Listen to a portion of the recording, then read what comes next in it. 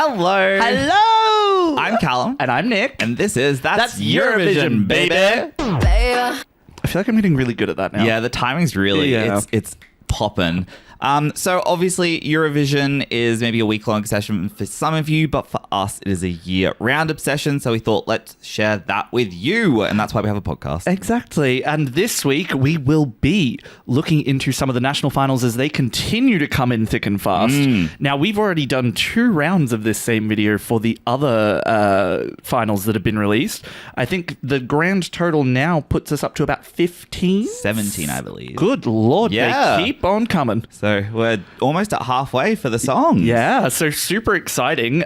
So we're just going to spend some time to go through them, have a little bit of a chat, see what the energy in the room is, see what the feelings are, what's the good, what's the bad, what's the ugly. How are you feeling? I'm good. It's been another crazy, super sad day. Yeah. We sort of woke up Sunday morning Australia time to Italy and Lithuania's national finals still going. So I hate to think how early in the morning, their time they've been partying for. But for all of our Italian listeners, I am so sorry that you did have to stay up till 2 a.m. Yeah. I know that you guys love a late dinner. I hope you had a late dinner. Yes, it was wild. But we'll be covering five more countries have had their national finals. Yeah. So it's Poland, it's Lithuania, it's Italy, it's Estonia, and it is Norway. So they're the 5 countries we're going to be covering today. Exactly. So we're going to have a look at going through them in chronological order from when it happened, which would then lead us to Friday night. Yes. Where we got the pleasure of seeing Poland finish up in their national final with the lovely Justyna Steczkowska. I'm going to... Steczkowska. Again, apologies if we do mispronounce that. Steczkowska. With her fabulous song, GAJA. Callum, give me your thoughts and feelings. I heard the recorded version of this song and I was not very warm on it. It was a little bit, I know, it was giving slightly AI makes Eurovision music. Yeah. And then I watched the live performance. And the first time I watched it, I was like, oh God. And then the second time I watched it, I was like, now hold on. God. And then the 5th time I've watched it, I have become a Justyna fan. I don't know what energy she has put into this song, but it has rubbed off on me. I think this live performance is crazy in the best possible way. I'm going to say the words that I would normally use as insults, but I mean in the nicest way possible. Stupid, over the top, like craziness, like all of that. Oh my God, Poland! Yeah. What's happening? Nothing was left on the cutting room floor for this performance, I'll say that much.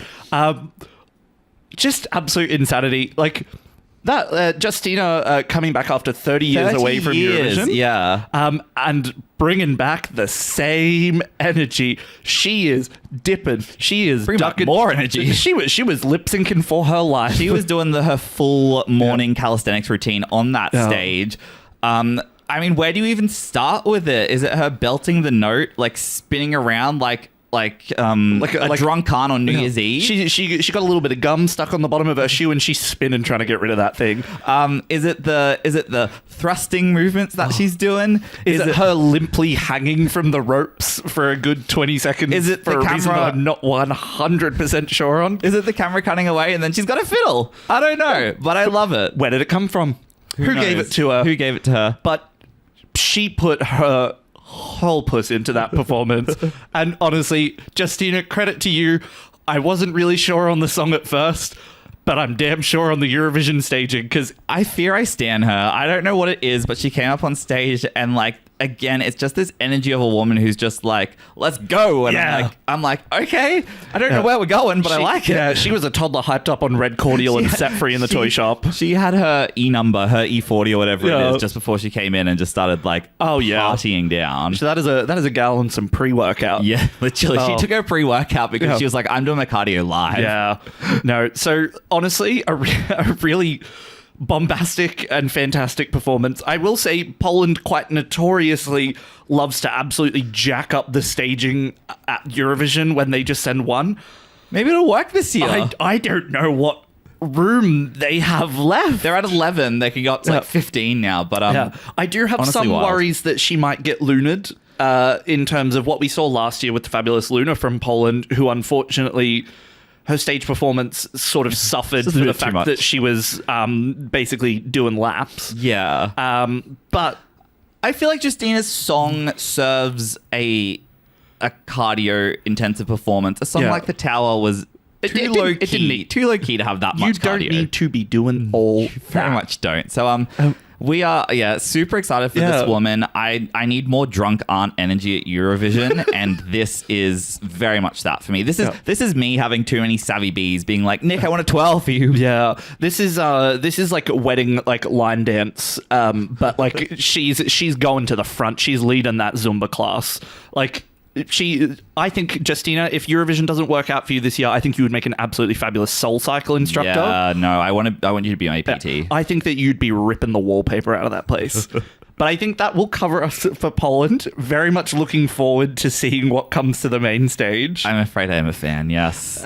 So that brings us to our next song. So I think we started again on Saturday night. Just a casual Friday, just Justyna hanging from the roof. Exactly. So then we just thought, what a chill and casual Saturday. Going to Melody Grand Prix. Yes, in Norway. Exactly. Where we saw the fabulous Kyle Alessandro take it out with his song, Lighter. Yeah. I love this song. I heard the recorded version of the song. I think this is another Poland for me. I heard the recorded version of the song. I was like, it's good. It's fine. It's all right. The stage package Translated. blew my mind. Transcended. Yeah. Like the drama of the staging, the dance, like this feels to me like it's main stage ready. Oh, yeah. This, Norway, I'm talking to the whole country right now. Yeah. Your lineup this year risked heavy non-qualification. Yeah. Risky. You better thank Kyle immediately. Yeah. Because he just produced a performance that will help you qualify. Yeah. In fact, whilst I'm not going to lock anything in, I think that you have basically saved yourself from the pits. And so congrats, Kyle, for doing that. That performance was tight. That song, again, to your point, heard it, was like, oh, it's just a pop song. Saw it live. Yeah. Saw the Luca Hani Dirty Dancing kind of vibes. She got me. And it clicked, and the dancing, it was so tight. And the vocals. Vocal performance, great. Absolutely insane. And like, I think the dancing, I honestly think that there's more to go. Like, I think that there's more to build They can on. punch it up, but I think it's such a solid foundation. This one was a big surprise for me because So surprised. not to be a hater, but I was expecting to be a little bit disappointed by the outcome of Melody Grand Prix in Norway this year. I literally had told you, like, Norway is not qualifying this year. Yeah. I said it to you very confidently, and I've got to Eat your words. Eat my words, because I actually think Norway could qualify this year. I want you to apologize to Norway. Hi, Katy Perry. I did, unfortunately, impersonate you on Snatch Game, and I just want to formally apologize. No. Love your music. Love your music. It was a surprising experience, and I'm pleasantly surprised. Exactly. I'm very happy. This is the best possible way to be surprised by anything. This is the best possible outcome for Norway. So, like, snaps. I don't want to do it in the microphone, but we're snapping. Yeah. Snaps for you. Okay. Wow. Okay. So the next country is going to cause some discussion. We also had Estonia's national final, and they chose, to the surprise of no one, Tommy Cash's Espresso Macchiato. Nick? I think that there will be a lot said about this song. I think the people... Already been a lot said. Yeah, I think the people that we've spoken about in previous videos who don't like fun songs and who think that Eurovision needs to be the most serious thing on earth will not like this. Passionately not like this. Like, they will not like this. No. That's okay. Art is not for everyone.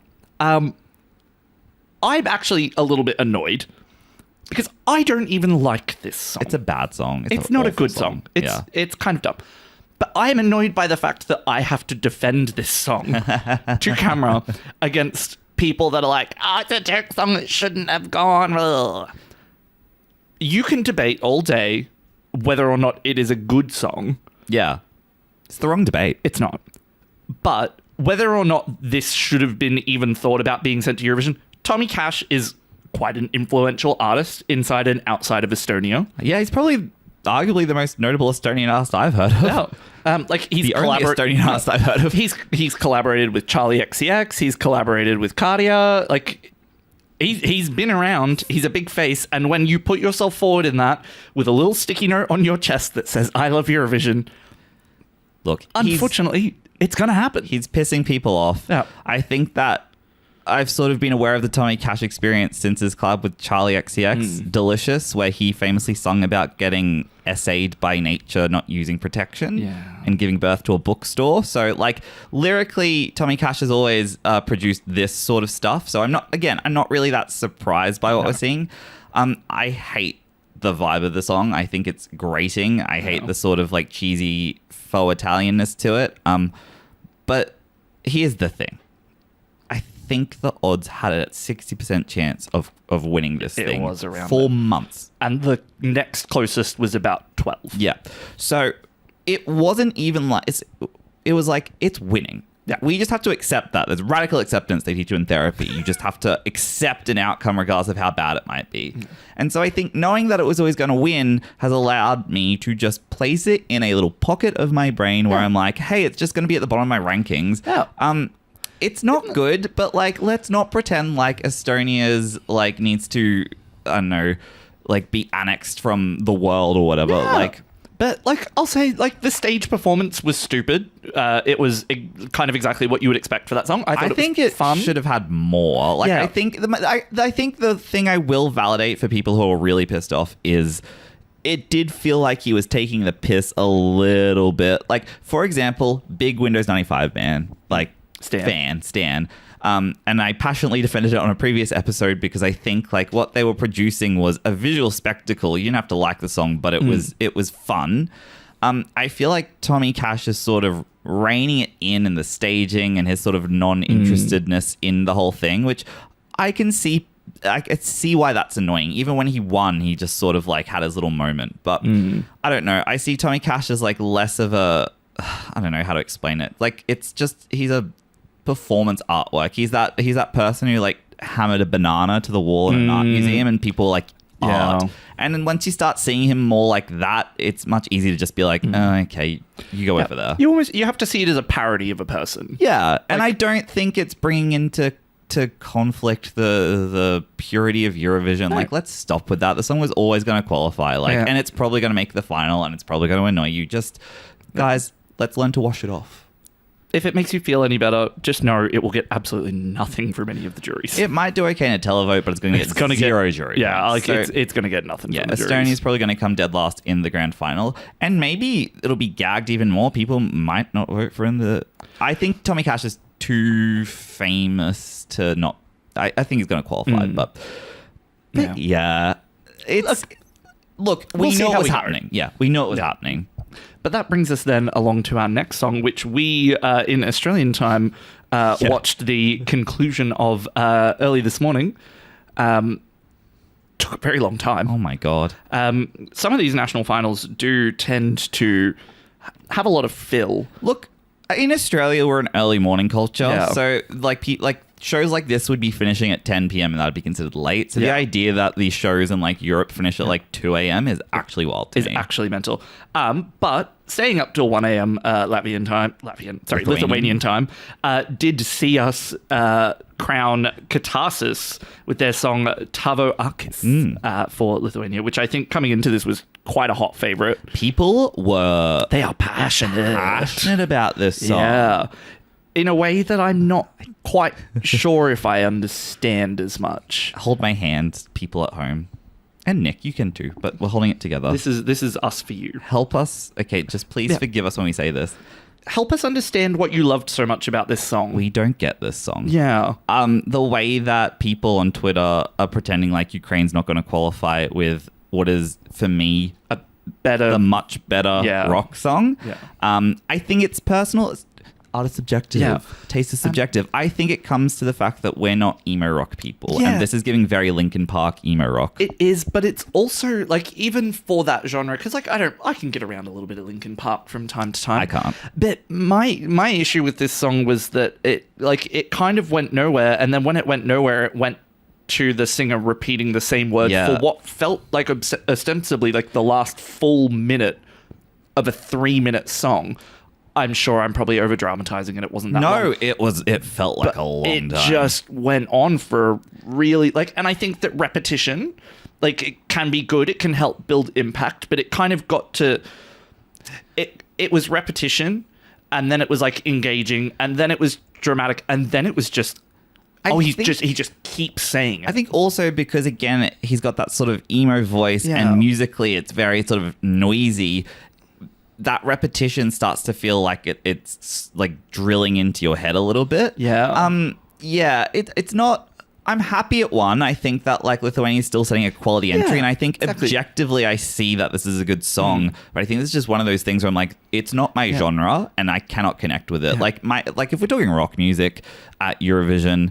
Like, we talk about Måneskin, for example. Like, that sort of rock music, that's a bit garagey, a bit noise rock. Like, I love... modern and interesting. If you like the White Stripes, that stuff, that's the kind of, like, rock music that I really am attracted to. It had a bit of the light and shadow, whereas this kind of... It felt a bit one note. Yeah, it's a bit drony for me. Yeah. But, again, we know we're in the wrong on this, right? We know that there's going to be people out here defending it. And I'd really encourage you guys, if you're listening, who it did connect, can you let us know in the comments, like, what was it? Like, because I want to know, because I feel like I have no ill will towards this song. No, absolutely. I still think it's quite a good song. Yeah. I just don't really get, because it seemed like, especially because I was watching the live stream on YouTube, and the comments were going feral for this song. That's what I'm saying. It's like...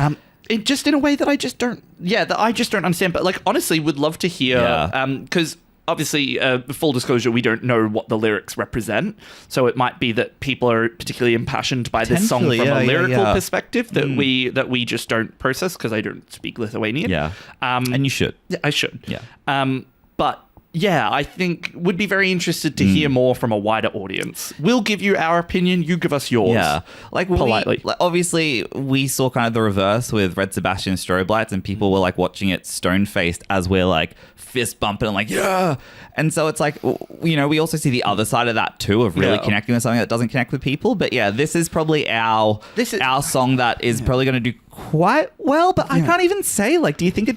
I think it televote. I really don't. I don't know. I'm very confused about this song, because either it's going to do amazing because people see it, or... And my thing is that, like, is it Lithuanians that are passionate for this song, or is it sort of global? Global. Okay. If you go onto Twitter, the girls are going off. Literally saw a tweet with a guy threatening to off himself if this song doesn't make it through. It was memeing. I get it, but that was the level of passion that these people had, and I was just like, Jesus Christ, for this. And for full disclosure, we were Lion Catcher fans. Yeah, I love that song. That song speaks to our genre. It's probably a good way to put it. Like, you divide it by the Lion Catchers or the Katarsis. We're Lion Catcher sound. That's like our little bubble. Honestly, super excited to see what they can deliver on the Eurovision stage. I think it'll be very different, and it'll be a bit of a standout performance. Yeah, I'm curious to see. I reckon there's going to be people even in our friendship group coming to the party who are going to really like this song. Yeah. So it's exciting. It excites me that this song has the passion behind it. So good work, Lithuania. Exactly. So then that brings us on to the last one that we've got for this weekend, Australian time. Very aware that we've got another one coming up. Yes, Armenia is coming up. Tomorrow morning, our time. We will be covering that in a different video. Yes. So for today's last one, we will be talking about the just finalized at 2 a.m. Italian time. An hour ago. Olly. Yes. Representing Italy with Balorda Nostalgia.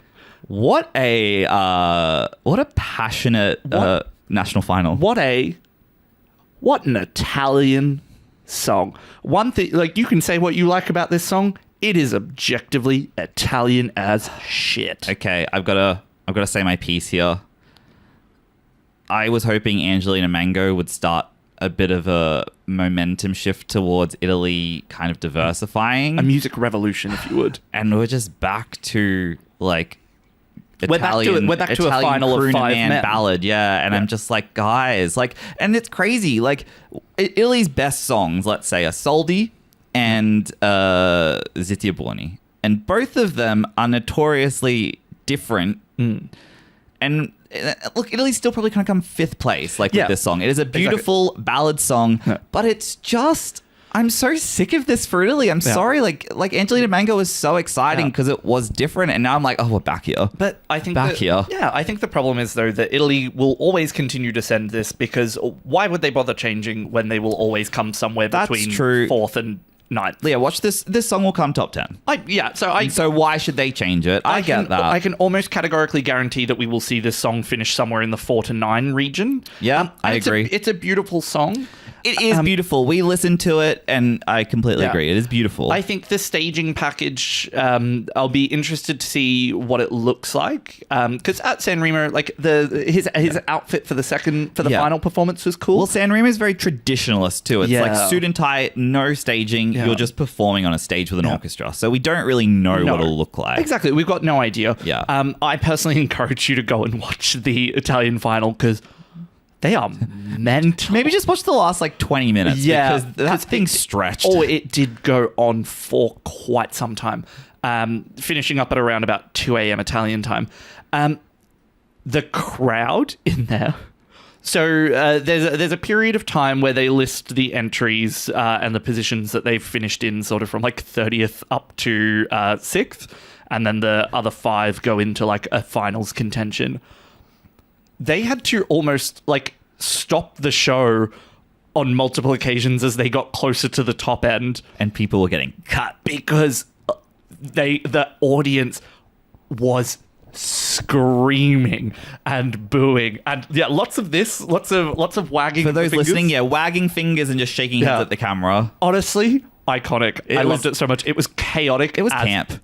It was camp. It was chaotic as shit. It was a room full of people in sparkling, dazzling dresses and full tuxedos and suits screaming at an old man on stage because their fave came in 7th and 6th. Do you know what I loved though? That's my favorite part is from 30 upwards, every entry was, oh my God. It was just so every artist is robbed. It was drama. Yeah. It was just insane. And we loved it. I loved every minute of it. But that pretty much brings us to the end of all the songs that we wanted to talk about today. Yeah. So just recapping, we saw all of the finals performances for and artists that will be representing at Eurovision 2025 for Poland. Yes. For Estonia. Yes. For Norway. Yes. For Lithuania. Correct. And for Italy. You got 5 out of 5. Nick, I asked us this at the end of all of these, but overall thoughts and feelings about this this weekend so far? I'm feeling pretty good. Yeah. I think that we got some really cool ones. Yeah. I'm excited to see a horse that I did not expect to enter the race from Norway. Yeah. I'm excited To have another diva in the race too. I'm excited for whatever the fuck Poland's going to be bringing. Whatever Justyna brings, I am here for. She's bringing bags for the audience. What a machine of a woman. You don't need a bag when you got Justyna. She is the high energy hit you need. It's giving Twilight. It's giving you're my own personal brand of heroin. I hope that there's a point where she on stage just disappears and you just hear and she's just running through the crowd again. See, but she's doing a full Naruto run, arms behind her hair streaming back. She like a toddler that has been set free. She's running down the aisle. I hope that she goes the alternative route. I hope that she fully pinks through the audience. I hope she does both. Chorus 1, Naruto running through crowd. Chorus 2, where's she gone? Where's she gone? Oh wait, she's on a trapeze. I love the idea. She Justyna Mosquito, buzzing around the audience, Please make this happen, Eurovision. Hanging by the ankles, She makes us so excited and happy, and I just love this. I'm excited to root for Poland again. Look, I will be very honest and open and raw and real with you all. I do think last weekend was so much strong with Latvia and Finland and Malta, and I'm a little bit Was that only last That weekend? was only last weekend, and it's only going to get more busy. But It's only go. And then this time around, it's like, I don't feel the same level of passion towards most of these entries. There've been some surprises. There's been some, but I don't feel as much active disappointment as I felt during those first 7. I get that. Yeah. I think we got, and you know what I actually appreciate too? I think this weekend we've gotten a lot of diversity. Like we've real seen genre diversity. Yeah. And I think that at the very least is going to allow this year's selection to feel a little bit more broad. Exactly. Will it be good? Potentially. Will it be interesting? Absolutely. Yes. Because you know what? That's Eurovision, baby. Wow. And with that, we will wrap up today's episode. No Eurovision songs we're listening to a lot at the moment because we're listening to all of them. And also we'll have a whole episode on that basically coming out next time. But great chat. Thanks so much for joining me. Thank you so much for joining me. Thank you for joining us. For joining us. I'm just saying the same thing you're saying. We're doing a bit of in canon. Yes. Yeah. Anyway, no. We're closing it off now. Exactly. But thank you so much for joining us, guys. We will see you on the next one. Bye. Bye.